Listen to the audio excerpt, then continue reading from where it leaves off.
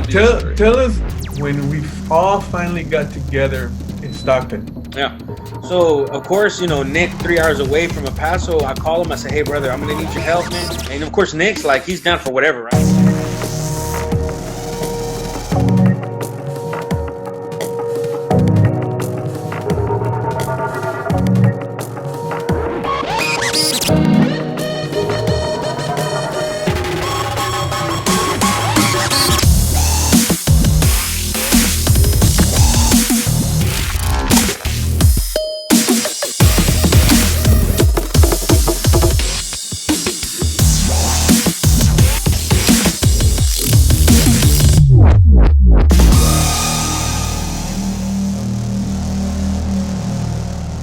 No, and I remember that because I remember you guys had already gotten there in that afternoon.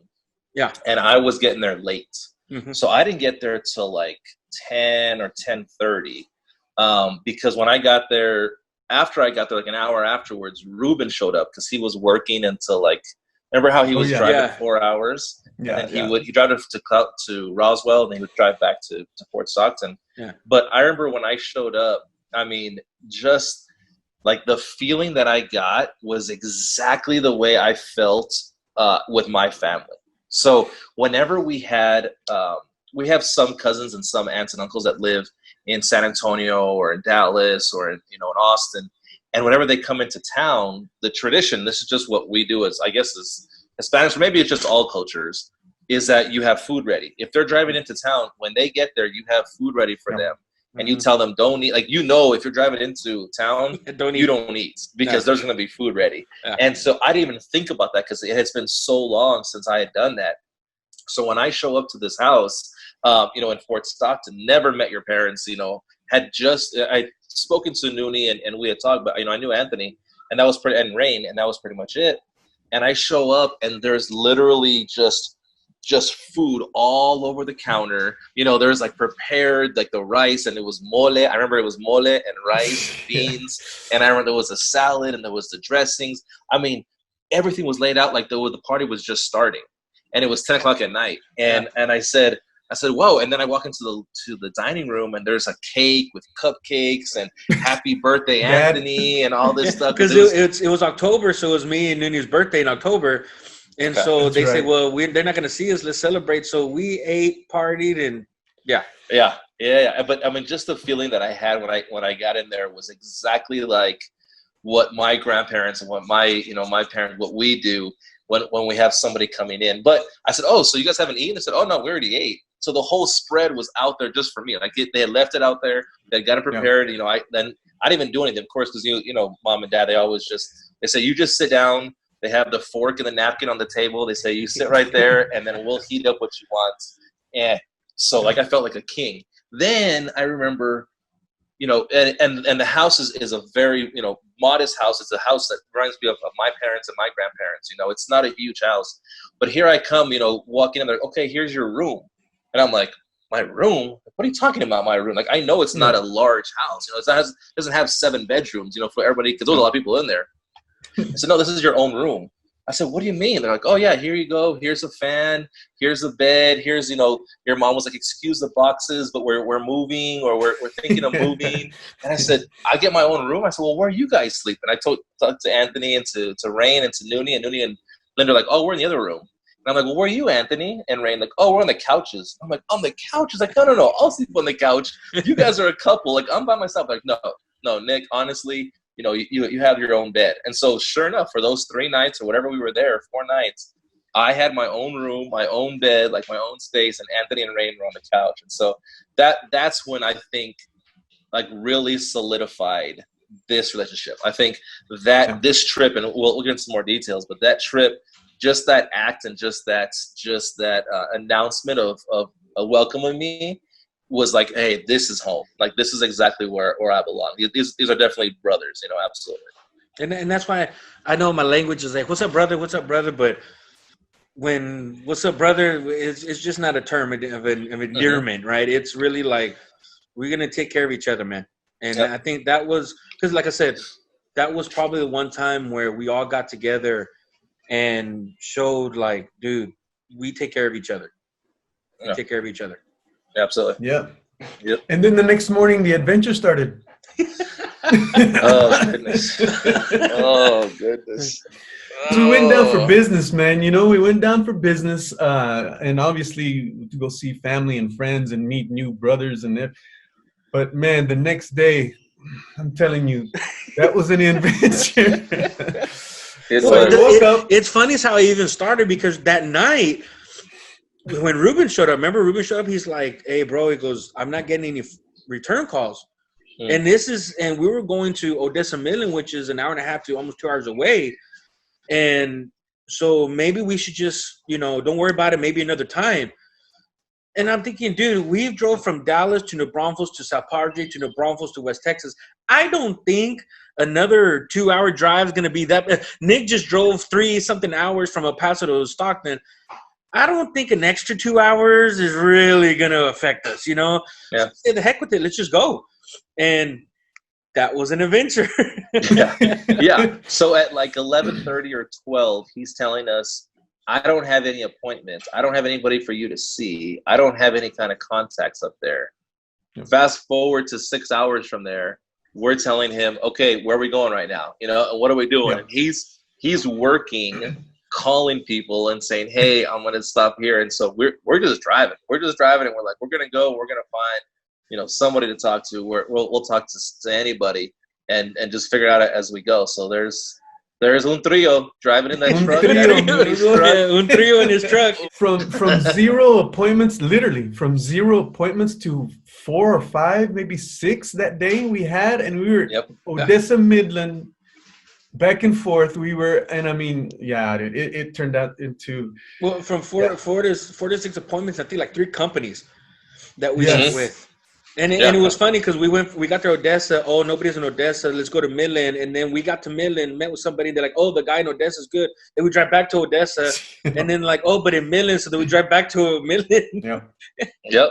We definitely drove that 2 towns a lot that day. Yes. Yeah. Back and forth and just kind of sitting there sometimes waiting for people to show up. Waiting like, they're not here yet, but they'll be there in half an hour. Like, okay, we'll just sit here and wait and talk and wait for them to come in. And then the best thing was that some of these people had no idea, what we were talking about or why we were there, and they had no idea. They just know that they knew Ruben or they knew you guys. Cause I think we went to a school or something with that you guys knew, with the principal or something like that. Like a private school. Yeah. And so we just kind of showed up and when we sat down, I'm like, okay, they're like, what are you doing here? And we're like, we don't know. What are we doing here? Like, let's just talk about, what it is that we do. And so I think that led to some fun interaction between the 3 of us, because now this is the first time we're working with each other. Yeah. And so we're trying to figure out each other's strengths and trying to figure out like how to use each other. But at the same time, making sure that they don't realize this is the first time we've ever worked with each other. They don't realize that we have no idea what we're talking about. They don't realize that like we look professional. We sound like we know what we're like talking about. And we know what we're talking about. We just didn't know how we're going to approach it, right? Or how we're going to talk about it. And it was a matter of like giving these looks. Like when I look at Nunie, it's like, Nunie, you're up, buddy. Like, there you go. Go ahead. Good. Yeah. And just seamlessly, just all the way through, man, right? Yeah. It was... And then you have a couple of looks that are given to me, and I actually didn't pick up on a couple of signals, and so having to come up from that. Just like every new team, there was some communication errors or some communication miscommunications on our team, but it was oh my god, it was an experience. It was so cool. It was a more of, hey, Nick, I'm gonna introduce you to who these people are, because sometimes you knew them. You knew who they were, or like, they were mutual friends. Ruben contacted them, but he remembers Nunie because they're closer in age, right? Oh, I remember Nunie. Oh yeah, you're Anthony, the younger brother, of the Rubios. Yeah. So sometimes that was the situation, but they didn't know who this gringo was. This white guy coming in, talking with the Rubios. Yeah. So you guys were like, hey, you're white. You talk to him about business. You talk to him about how we can help him out, because they already know who I am. And so it was a lot of Nick, like you guys introduced, and then this is Nick, and he's going to tell you what we can do. And so it was, and that's just what we do in our business. We don't know what people are looking for, and so it's just a matter of asking questions and how we know we can help them. We just don't know how. You know, we need to probe we all had this our question. strengths. We all had our strengths, but like what you said, brother, how do we piece it together and make it go seamlessly? Because I mean, let's be honest. Then you get 3 guys in a room, and one guy's talking, the other 2 are just sitting there. That doesn't look cool either, you know. So how do we make it interactive, where they understand, where they know that we're here, and everybody working together? And that being our first time, no practice. It's kind of like we're in the Super Bowl, and then they put us in and like, hey, win the game, you know. Yeah, exactly. You know, so that. But then from there is when we did what I'd say, not we, but what I know for me for sure is when I realized, dude, like we got each other's backs because we're throwing each other in the wolves basically. And at the end of the day, it was fun. You know what I'm saying? Like it was fun. Business got done. Like we literally spent from 6:30, 7 o'clock on the road to, I think we finally left Odessa Midland 5, 6, because I think our last one was at the company was like almost 6, 7. Because I remember 12 hours later. 12 hours later, and I backtracked to see like what we really did, and we did a lot, and it felt like we did nothing. You know, like it was so, like it was fun. It was some of the funnest, effortlessly, exactly. It was some of the funnest times we had. I got you. Don't worry, I got your. Those are the big words. You know, see, that's the communication. That's the communication, because if you would have done that with me, I would have kept on looking like, what are you trying to say, Nick? You know? But it works. I mean, you guys have been in the business for over a decade, you know? So the experience was there. We just connected all the dots, and yeah, man, it was fun, man. I had a blast that day. We laughed, we talk about it, even we remember like little things. Remember that and remember this, and I'm like, oh damn, dude, it was cool. But it was fun. I think that experience was, you know, that this company, it's fun, man. We're helping so many people. We're doing so many of the positive things, right? We're doing so much.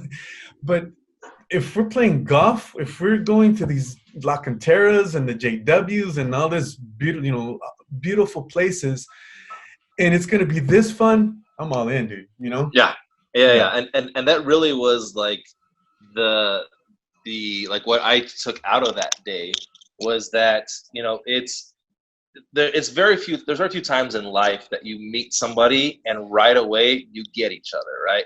Especially like a guy to a guy, you know, and when you can throw us 3 guys who, you know, I'm kind of like the outsider here because they're brothers, but still, you don't know how Nunie, you don't know how Anthony does business and how he works and how he speaks, right? And I had no idea. And this is something that you were, you know, barely a year in, and so you were still learning. You understand business, just not our industry, right? So you understand business. Anthony understands our industry. I understand our industry. But you throw us all together, and it just clicked. It just made sense. It just there were situations like, speaking of wolves, there were situations where, like, you know, we trust each other, but I think the trust really escalated to a point where it just took Anthony to say one word and say, "Yep, we're good," you know, or just 3 words, "Yep, we're good." And so the backstory of that is that's how I train, man. I got to make sure I build leaders, you know, and so throw you in the wolf den. So the Anthony, story. Yeah, so of the 3 of us, Anthony is the type that Anthony's vision, Anthony has great ideas. He's the visionary. He's the one that sees in the future, and he sees how great something could be, how big something could be, you know? The issue is that Anthony doesn't really tell us what he's seeing, right? He doesn't give us detail. He just says, big idea. Do it. And then we're like, what? So we're like, me and Nunie are like, wait, what do you mean? There's a lot of in between. Like, before we get to that point, there's a lot of things we got to do. And he's like, yeah, just do it. You know, like, it's in the middle of the game. We're playing the game. You know, like all these awesome football teams, basketball teams, all this. They practice months and months and months. We're in the game together for the first time, and that's his thinking. Yeah, and what he says is, he says, okay, guys, I'm the quarterback. Like, okay, Nunie and I are the receivers. What route do we take? You know, what else? He's like, just run. Like, what do you mean just like we're in we're gonna score. we're going to score. Just run out there and I'll throw it. Like, what do you mean? Like, do you want me to, like, go in and out? You want me 10 and out? You want me to go short? You want me to go long? Like, no, just run. Just run and I'll throw it to you. So that's and we need that in our group because we need somebody with that kind of vision. So we had a vision. We're sitting with this company, and this guy is oil field company. They were all oil field companies. Yeah. So a big time company makes good money. A very successful business. We come to a very nice office there in Midland or Odessa. I don't know what city we were in half the time. I don't know which one we were in, but we're sitting there and we're talking to them, and he says, hey, well, I need the owners have this company of 50, but they also own another company of 500, and they're looking for a 401k for the company. And so I look and I say, okay, awesome. And me, I'm just kind of keeping it cool, calm, collected. In my mind, I'm thinking, I don't know if we can do this. I don't know if we have the capability because we're still a young company. I don't know if we're able to do this right now. And so I'm thinking, and so I'm like, yeah, absolutely. Like, I'll help you out. Like, absolutely. We can talk about that. And so he leaves for a second. And I look at Anthony. I'm like, Anthony, get Brad on the line. See if we can do this. Go talk to him. Like, get out of here. Go to the office. Go outside and see if we can do this. Because I have no idea if we can. And I don't want to tell him yes, but I just need to know, like, some kind of direction. So ask Brad what we can do and give me some kind of direction so I know where to take this conversation. He's like, okay, yeah, I got you.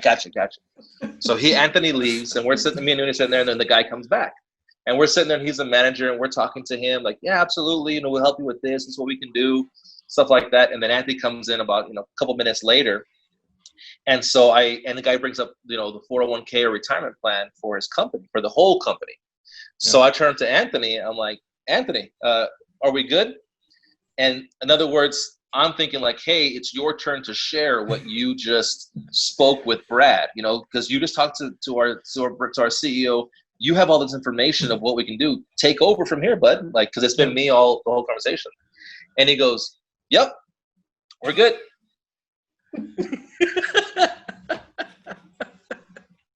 And then silence. I mean, there was silence for like 5 or 10 seconds, and we're all I'm looking at him like, no, there has to be more of that. Like, you have to take over this conversation. Why are you just staring at us? And Nunie's just looking at him, and Andrew's like, yeah, we're good. We're good. Exactly. And I'm like, what does that mean? What are you talking about? We're good. Yep. Like, can you elaborate? So then I'm like, I have no idea what to tell this guy. So I ended up just telling him that we'll all of a sudden Nick goes, okay, so we're gonna. What else you want to say? I'm like, okay, yeah, okay, we'll find out. I guess because my partner here doesn't want to share what he just learned. He just said okay. Kind of strange. Oh my god, dude! Oh man, they're clients. It turned out one of the greatest clients we have. I mean, that's one of the greatest things that happened. Yeah. And the best part was that he didn't even realize it, Nunie. Remember, until the truck. We were in the truck, and I'm like, Anthony, both of us what are like, was that? What the hell, dude? And I'm in the truck. I'm like, what? What did I do?